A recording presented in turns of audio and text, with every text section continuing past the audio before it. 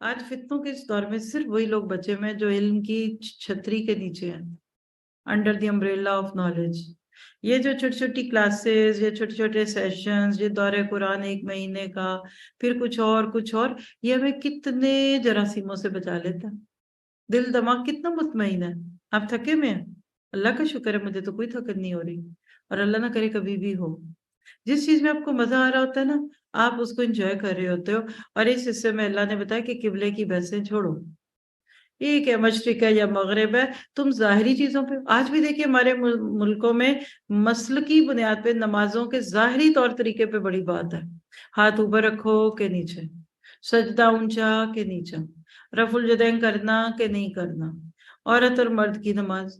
کیا کوئی ایک بھی یہ کہتا ہے کہ خشوع اور خضوع سے پڑھو؟ کوئی نماز نہیں پڑھتا، کوئی فکر نہیں ہے۔ جہاں کوئی پڑھنے لگتا ہے کہتے ہیں کس طریقے سے پڑھتے ہو، فلاں فقہ کی روشنی کی فلاں کی ہے۔ اللہ کہتا ہے تم فاستبقوا الخیرات بنو، میرا ذکر کرو، میرا شکر ادا کرو۔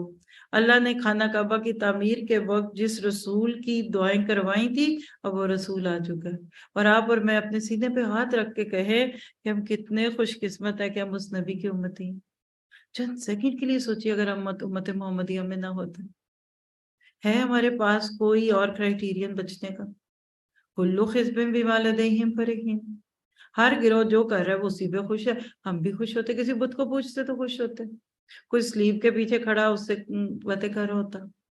یہ تو اللہ کا لاکھ لاکھ شکر ہے کہ اس نے آپ کو مجھے نعمت دی، اور اس نعمت کا بدلہ کیا ہے؟ فاذکرونی اذکرکم۔ آپ جتنا اللہ کو یاد کرتے ہیں اللہ آپ کو یاد کرتا ہے۔ کسی نے کہا کہ مجھے پتہ لگ جاتا ہے اللہ مجھے کب یاد کرتا ہے، کہا کب؟ کہا جب میں اس کو یاد کرتا ہوں۔ شکر گزار بندہ اللہ کو یاد رکھتا ہے، اور جو ناشکرا ہے اس کو اللہ کبھی کبھی یاد آتا ہے۔ اللہ کرے کہ اللہ ہمیں ہر وقت یاد آ جائے۔